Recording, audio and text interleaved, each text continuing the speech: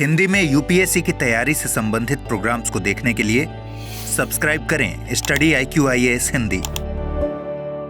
मानव प्रकृति के समक्ष कितना छोटा हो सकता है, इसका एक बहुत सशक्त उदाहरण अभी आपको दिखाई देगा, जहां विश्व की महाशक्ति यूएसए के 3 राज्यों में 35 से ज्यादा साइक्लोन्स ने हिट करा।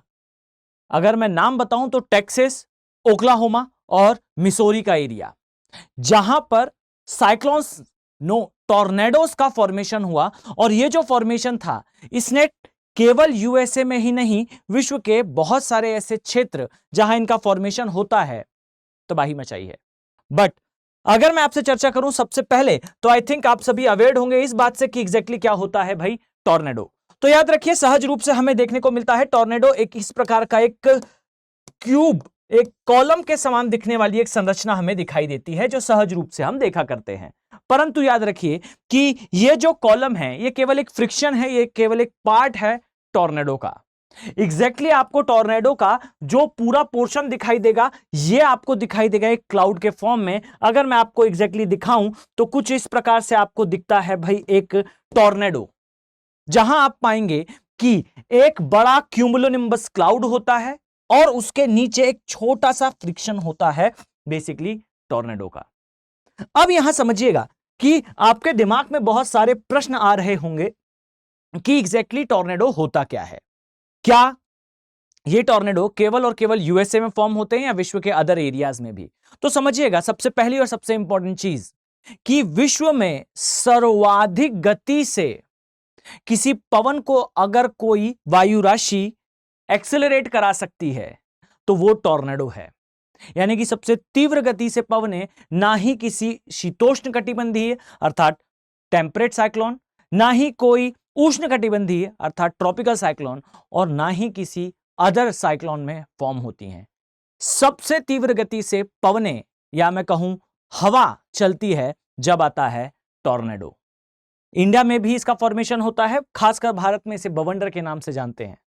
अलग अलग एरियाज में फॉर्म होता है। जनरली आप कह सकते हैं कि विश्व में अक्षांशों की दृष्टि से अगर हम देखें तो नियर अबाउट 50 डिग्री नॉर्थ से 50 डिग्री साउथ के बीच में हमें देखने को मिलता है स्प्रिंग के सीजन में, अर्थात गर्मी के सीजन में। क्यों? तो उसका सिंपल सा रीजन है, याद रखिए कि इस प्रकार की स्थिति में हवा तब इतनी गति से, वेग से ट्रेवल करती है जब वहां लो प्रेशर सेंटर्स का फॉर्मेशन होता है। तो आइए जरा इसे समझने का प्रयास करते हैं कि एग्जैक्टली ये साइक्लोन्स, या मैं कहूं एग्जैक्टली साइक्लोन का वर्ड गलत है इनके लिए, टॉर्नेडोज का फॉर्मेशन कैसे होता है। तो यहां आप देख पाएंगे कि सबसे पहले तो भाई एक क्यूमुलोनिम्बस क्लाउड का फॉर्मेशन होता हुआ दिखाई देता है। आई थिंक आप परिचित हैं कपासी वर्षा मेघ से। अब जब ये क्लाउड बनकर रेडी होता है, तब के समय इन बिटवीन द प्रोसेस आप पाएंगे कि जब यह क्लाउड बन रहा होता है तो हवा गर्म होकर ऊपर की दिशा में उठती है। अब अगर उस स्थान पर तापमान जो है वो अधिक होता है, खासकर विंड जो है वो टर्न ले पाती हैं, इनमें कुछ छोटे छोटे फैक्टर्स का काफी इंपॉर्टेंट रोल होता है। जैसा आप पाएंगे एयर के अंदर मॉइस्चर कितनी है, एयर जो है वो किस प्रकार से कोरियोलिस बल के कारण, कोरियोलिस फोर्स के कारण रोटेट कर पा रही है, एरिया की टोपोग्राफी कैसी है, एरिया में मॉइस्चर कंटेंट किस प्रकार का है। बहुत सारी छोटी छोटी चीजों पर यह निर्भर करता है। पर अगर एप्रोप्रिएट कंडीशन होती हैं, तब आप पाएंगे कि जो एयर है वो ब्लो करते हुए कुछ इस मैनर में, इस स्प्रिंकल के मैनर में, जहां पर आप पाएंगे कि बीच वाले एरिया में लो प्रेशर है, इस लो प्रेशर से विंड जो है वो ऊपर की डायरेक्शन में जा रही है। और जब ये ऊपर की डायरेक्शन में विंड ट्रेवल करेगी तो ध्यान दीजिए, विंड जब इसके लो प्रेशर की ओर मूव करेगी तो धीरे धीरे करके स्पाइरल मैनर में ये ऊपर जाना स्टार्ट करती है। और इसी प्रोसेस में यहां पर जो है वो कंडेंसेशन भी होने लगता है, संघनन भी होने लगता है, जिस कारण हमें एक ऐसे वायुवीय स्थिति निर्मित होती हुई दिखती है, जहां आप पाएंगे कि जो सेंटर है वहां इतना लो प्रेशर है कि आसपास से हवाएं जो है स्पाइरल मैनर में तेजी से उस सेंटर की ओर बढ़ रही हैं। अब ये साइक्लोन से आकार में बहुत छोटे होते हैं। याद रखिए कि उष्णकटिबंधीय अर्थात ट्रॉपिकल जो साइक्लोन्स हैं, इनका फॉर्मेशन केवल और केवल आप पाएंगे ओशंस में होता है, अर्थात जमीन पर नहीं होता। शीतोष्ण कटिबंधीय चक्रवात भाई हो तो सकते हैं, पर पवन का इतना वेग नहीं होता।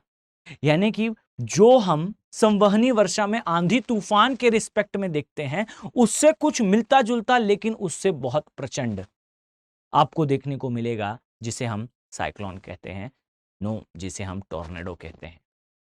अब यह तो बात हुई भाई टॉर्नेडो के फॉर्मेशन की। अब यहां प्रश्न ये उठता है कि यूएसए के इस एरिया में ही क्यों इतना ज्यादा फॉर्मेशन। तो यहां समझिएगा इस नंबर के पीछे का कारण क्या है। तो पीछे जो नक्शा आपको दिखाई दे रहा है, जरा इस कॉम्प्लेक्स डायग्राम को ध्यान से देखें।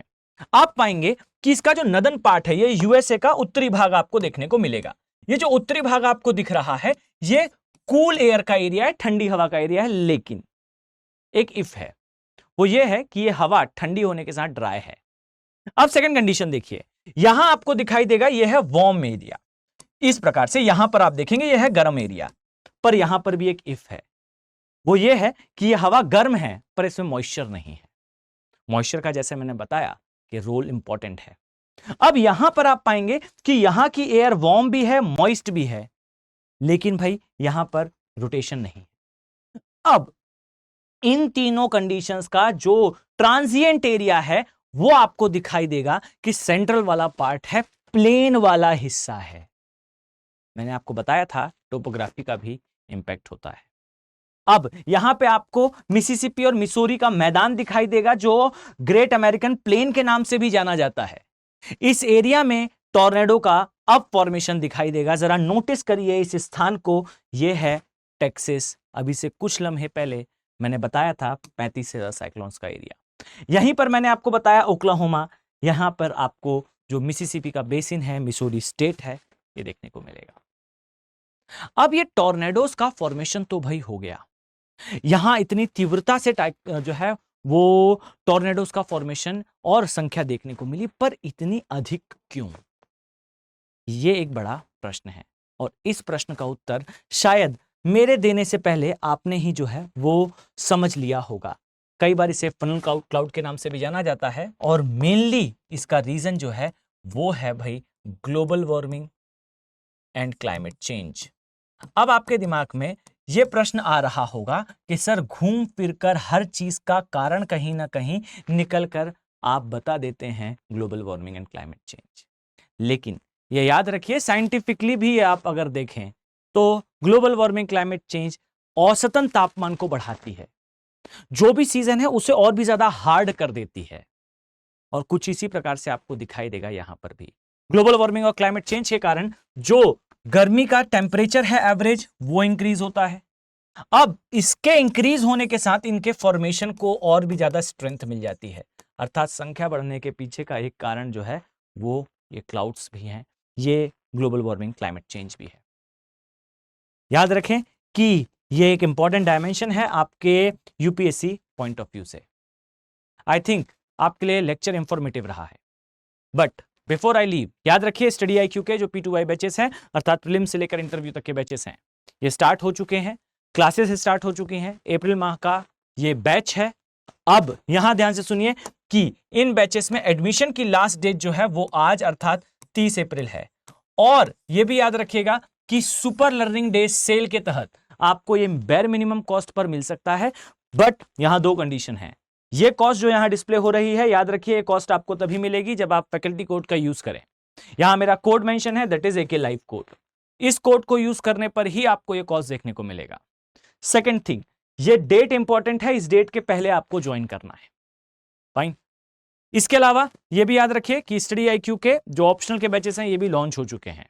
अगर आप मनोज सर के साथ हिस्ट्री और अमरेन सर के साथ PSIR ऑप्शनल पढ़ना चाहते हैं तो भी आप इन बैचेस को ज्वाइन कर सकते हैं। प्रोसीजर इज सेम, 14,999 की बेर मिनिमम कॉस्ट पे आप इनका पार्ट बने by using AK live code.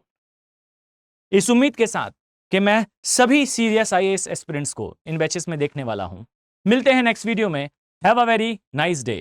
Thank you. Hindi में UPSC की तैयारी से संबंधित प्रोग्राम्स को देखने के लिए सब्सक्राइब करें स्टडी IQ IAS हिंदी।